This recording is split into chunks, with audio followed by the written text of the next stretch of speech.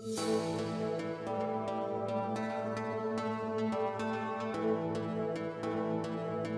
sa mga pangunahing pangangailangan ng bawat Pilipino ang pagkakaroon ng sariling bahay. Sa buong bansa, nasa 1.4 milyong pamilya ang maituturing na informal settler o walang sarili at maayos na tirahan. Ang National Housing Authority at maging ilang lokal na pamahalaan binigyan ng mandato na magtayo ng abot-kayang pabahay para sa mga mahihirap. Ito, semento. Sanang bumabagsak siya eh. Pag ginanon mo, big sabihin, may konti yung mix ng semento. Pero ang ilang itinayong pabahay ng gobyerno, iniwang nakatiwangwang at hindi naman natitirahan.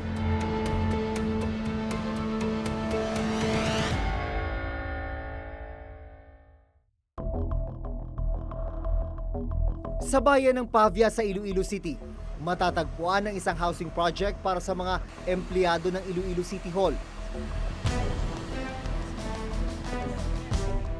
Sa halagang 200 pisong renta kada buwan, maaari na sanang magkaroon ng sariling bahay ang mga empleyado ng munisipyo ng Iloilo. Pero pagdating sa pabahay, halos hindi mo na makita ang mga housing unit. Pag nandito ka, titignan mo tong area na ito, parang talahiban lang. Pero lapitan natin itong loob, makikita mo, ayan, makikita mo, nakatiwangwang na housing unit. Ilan lang yan sa maraming unit dito sa area na ito na matagal lang nakatenga. Patunay na nakatenga itong napakaraming talahib.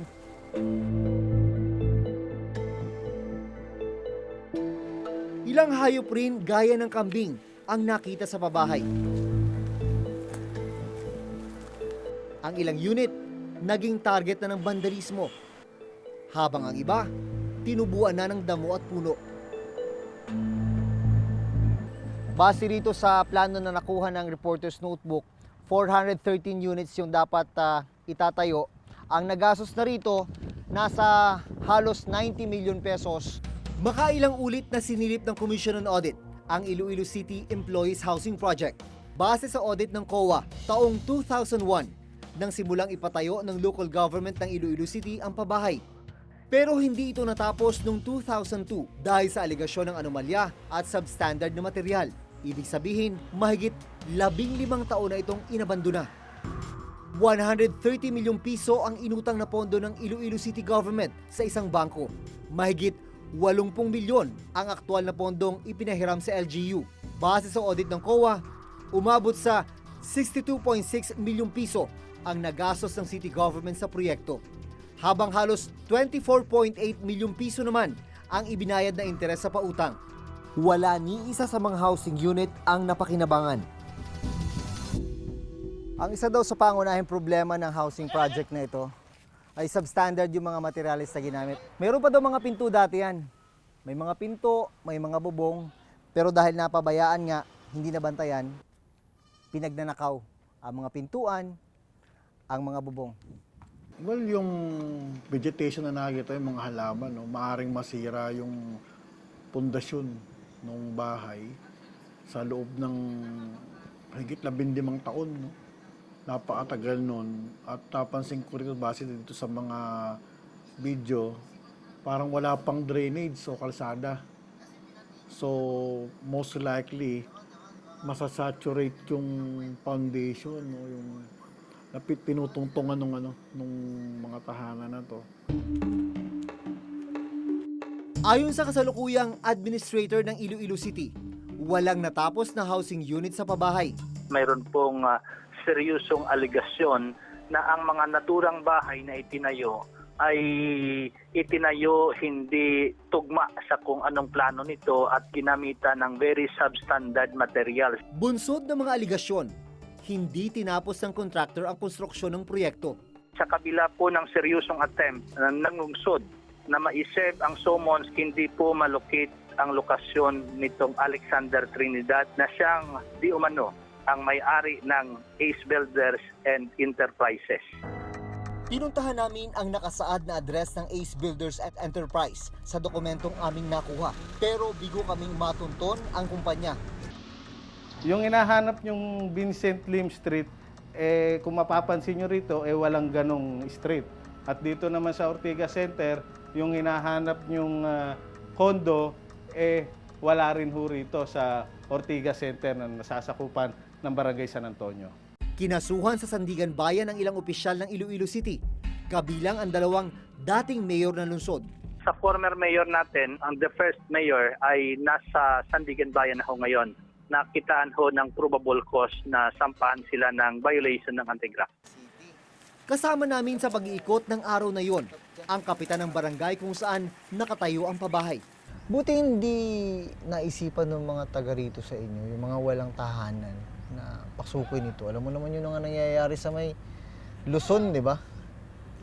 Actually, nung una may attempt, pero napigilan to. Dahil iksido kami na mayroong nagplano na pasukin natin para may bahay tayo. So napigilan namin dahil mandated kami na sa barangay na wag padamihin yung mga squatter.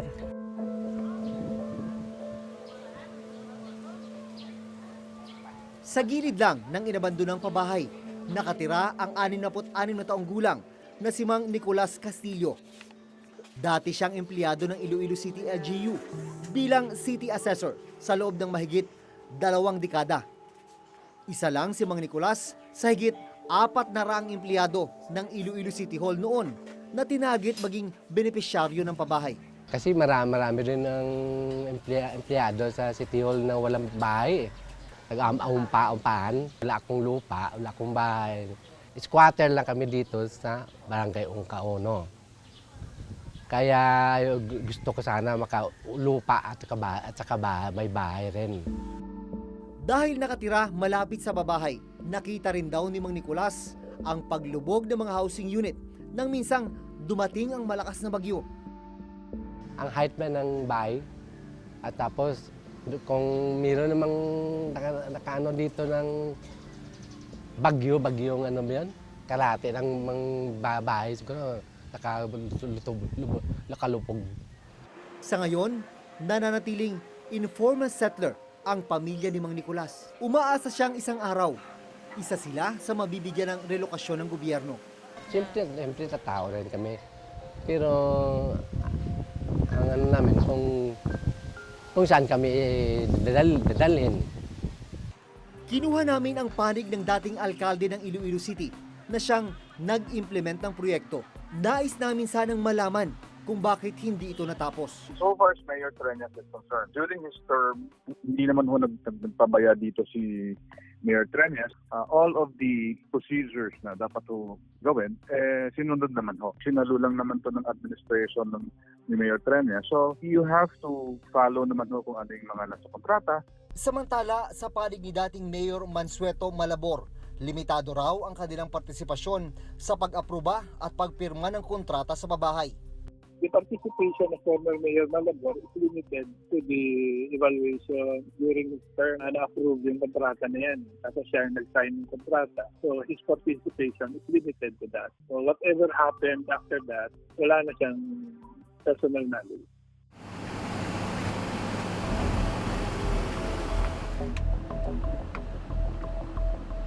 Sa Iligan City, Lanao del Norte, matatagpuan naman ang Bay Vista Village Housing. Nasa 400 million pesos ang inilaan ng pondo ng gobyerno para magtayo ng nasa 1,400 housing units para yan sa mga pamilyang nawala ng tirahan dahil sa bagyong Sendong.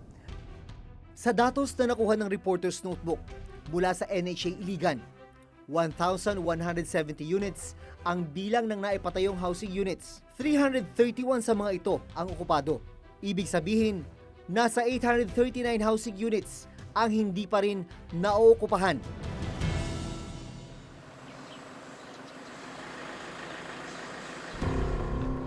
Nang puntahan namin ang mga unit na wala pang nakatira, nadatnan namin ang ilan na wala pang mga pinto, bintana at linya ng kuryente.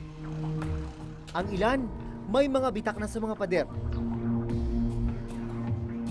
Ang isang unit na ito, pinasok na ng lupa dulot ng malakas na pag-ulan.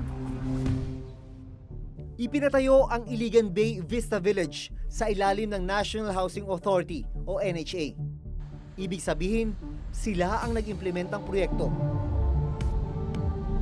Sa gitna ng aming pag-iikot, nakilala namin ang isa sa mga residente ng pabahay na si Liza. Maging sila na nakatira na sa pabahay, marami pa ring idinaraing na problema. Kailan na-award sa inyo? Atong July 31. July last year. July 31 last year. Tapos, pero dito na kayo nakatira. Natungan nila. Ha? Natungan nila. Kung magkukurinto.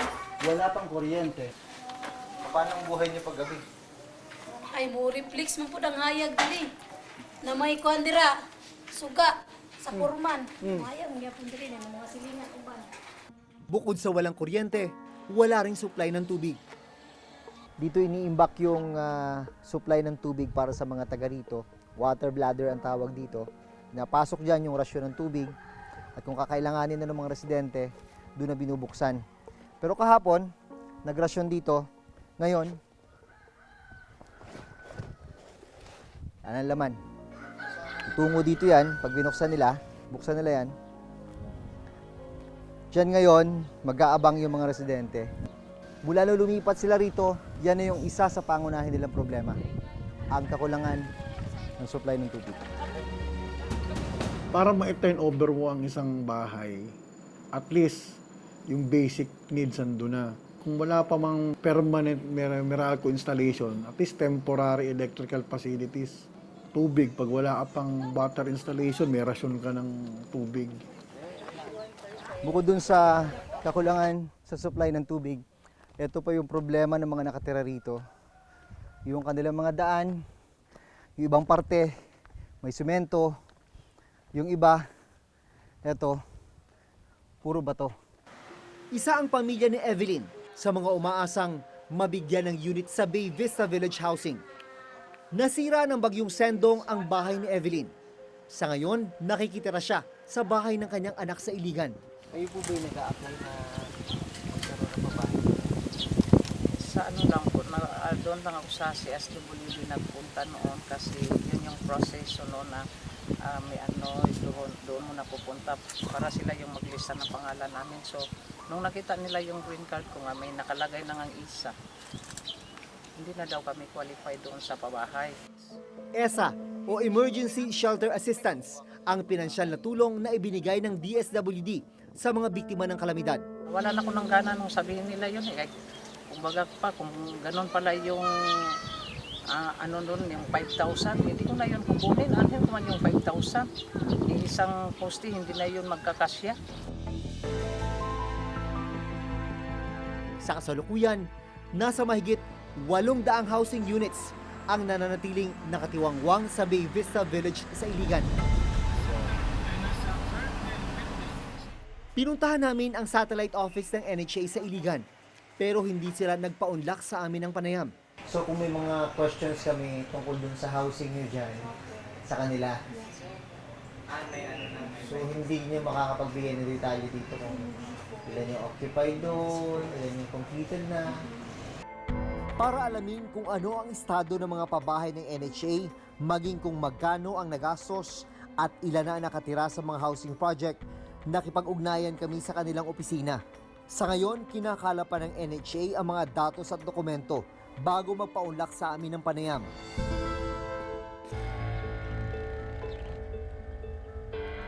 Pero hindi lang sa Iloilo City at Iligan City, may mga pabahay na hindi napapakinabangan. Yan oh. Ibig sabihin, halos kukunti yung laman sa loob. Dito sa part na to.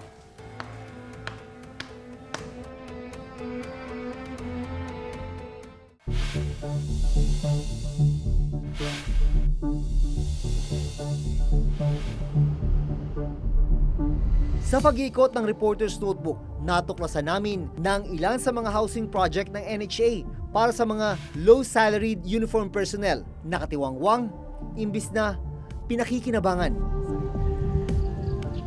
Kuryente. Problema. Ang banyo nila oh. Parang walang kalaman-laman na simento. Ito oh. Bakal. Walang dugtong. Eh, babagsak at babagsak talaga. Kaya ito, nagkabagsakan na yung mga simento. Ito, semento. Sanang bumabagsak siya eh. Pag ginanon mo, big sabihin, May semento. may konti yung mix ng semento. Sa report na inilabas ng Commission on Audit noong December 2016, isa itong Seabreeze Residences dito sa Ibaan, Batangas sa kanilang sinilip. 1,109 units ang itinayo dito para sa mga pulis at sa mga sundalo. Hanggang ngayon, ni isa, wala pa rin nakatira dito. Nasa mahigit 190,000 na mga housing units ang naipatayo na ng NHA para sa mga pulis, mga sundalo, mga informal settlers at maging sa mga biktima ng bagyong Yolanda. Sa bilang na yan, nasa 76,000 housing units ang may nakatira. Ito ngayon ang nakakagulat. Sa bilang na yan, 60% ang nakatenga, naluluma, nasisira. 11 na housing projects ng NHA sa buong bansa ang nasilip ng COA na walang nakatira. 4 na housing projects naman ang nakitaan na ng pagkasira at pagkaluma ng mga housing unit. Diba? If you develop somewhere, is beyond those accessible distance from the employment ng mga tao, waste of money talaga yan. Walang titira. Bakit ang dami nakatenga? Ba't ang dami hindi okupado kung Okay. ganun? With respect to the AFP-PNP housing, no, isa-isahin natin yon. Kadalasan ang naging dahilan nila ay napakaliit yung sukat. Pag sinabi nating affordability, ang mga beneficiaries kasi, they're classified as low salary. So ito yung affordable housing para sa kanila. So our designs, the sizes are also dictated by the budget. And then, may mga nagsabi na malayo na sa kanilang mga assignments. We left it to the AFP-PNP Housing Board yung responsibility of identifying and screening the beneficiaries.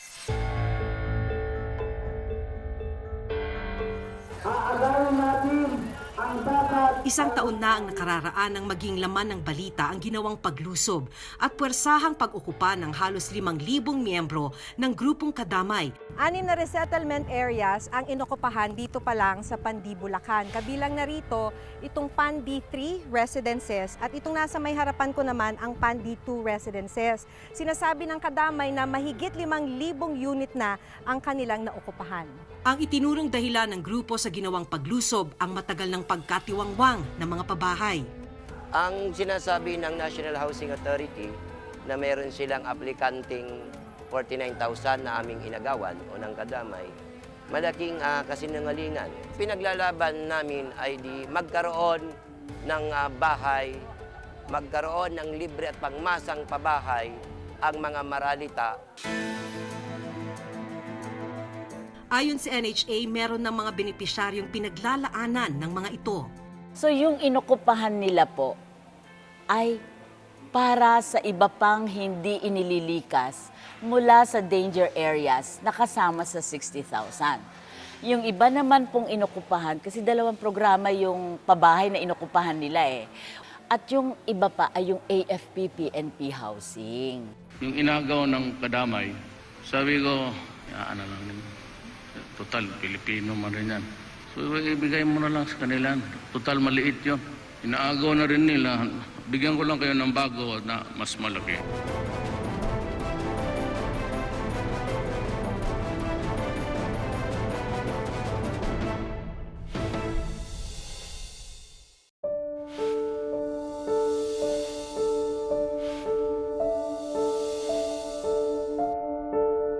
May mga lugar sa bansa na pinagtsatsaga ang tirhan ng marami nating kababayan. Habang libu-libong pabahay na walang nakatira at ilang taong nakatiwangwang. Bilyong pisong pondo ang inilalaan at nasasayang sa pagpapatayo ng mga pabahay na hindi natitirhan.